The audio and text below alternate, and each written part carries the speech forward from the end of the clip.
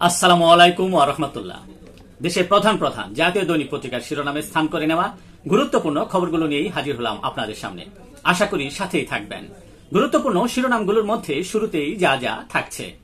বিশৃঙ্খলা সৃষ্টির জন্য ভুয়া খবর ব্যবহার হচ্ছে বলে জানান প্রধান উপদেষ্টা ডক্টর মোহাম্মদ ইউনূস।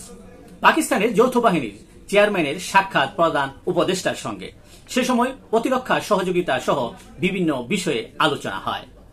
জুলাই সনদ বাস্তবায়নের সুপারিশ চূড়ান্ত, প্রধান উপদেষ্টার কাছে আজ জমা দিতে পারে ঐকমত্য কমিশন। ভোট সামনে রেখে প্রশাসন দল নিরপেক্ষ করার উদ্যোগ, আগামী সপ্তাহে দলবাস সচিবদের সরিয়ে দেওয়া শুরু হচ্ছে। আবারও খসে পড়ল মেট্রো রেলের বিয়ারিং প্যাড, এবার পথচারীর মৃত্যু। প্রশ্নবিদ্ধ মেট্রো রেলের রক্ষণাবেক্ষণ, নির্মাণ ত্রুটি আছে, কনসালটেন্ট দায়বদ্ধ করতে হবে বলে বিশেষজ্ঞদের অভিমত। এদিকে মেট্রো রেল দুর্ঘটনার জেরে যানজট ও ভোগান্তি চরমে। নির্বাচনের আগে মোবাইল সিম নিয়ন্ত্রণের উদ্যোগ, 30 অক্টোবরের পর 10 সিমের বেশি সিম ব্যবহার করতে পারবে না। 5 দফা দাবিতে প্রতিবন্ধী চাকরি প্রত্যাশী গ্রাজুয়েটদের বিক্ষোভ, প্রধান উপদেষ্টার বাসভবনের দিকে যাত্রাকালে শাহবাগে আটকে দেয় পুলিশ। মানবতা বিরোধী অপরাধের অভিযোগে কর্মরত 15 সেনা কর্মকর্তা সহ 34 জনের মামলার তারিখ পরিবর্তন। কড়া বার্তা বিএনপি, নির্বাচনে যাকে মনোনয়ন দেওয়া হবে তার পক্ষে কাজ করতে হবে বলে জানিয়েছেন বিএনপির ভারপ্রাপ্ত চেয়ারম্যান তারেক রহমান। নিজ দলের প্রতীকে ভোট, ইসিতে আপত্তি বিএনপির। এনসিপি দুই দিকেই দরজা খোলা রাখছে আসন সমঝোতায়। জাতীয় নির্বাচনকে সামনে রেখে সম্ভাব্য আসন সমঝোতার বিষয়ে বিএনপি ও জামায়াতের সঙ্গে আনুষ্ঠানিক আলোচনা করছেন। উপদেষ্টা পরিষদের সভা নভেম্বরেই শেষ হবে বলে জানিয়েছেন তথ্য উপদেষ্টা।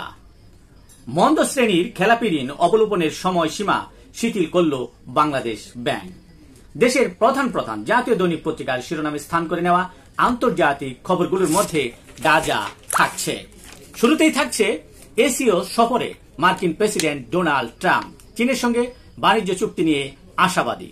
মালয়েশিয়া ও কম্বোডিয়ার সঙ্গে বাণিজ্য চুক্তি, থাইল্যান্ড কম্বোডিয়া শান্তি চুক্তি স্বাক্ষর। যুক্তরাষ্ট্রে 27তম দিনে শাটডাউন, নভেম্বরে খাদ্য সহায়তা বঞ্চিত হতে পারে 42 লাখ মানুষ।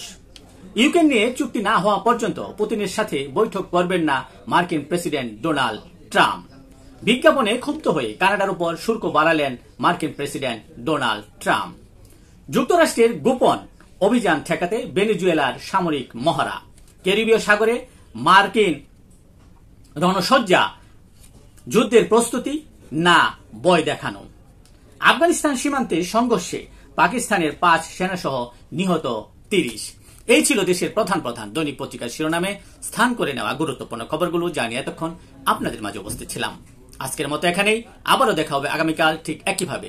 সে পর্যন্ত অবশ্যই ভালো থাকবেন, সুস্থ থাকবেন। আসসালামু আলাইকুম ওয়া রাহমাতুল্লাহ।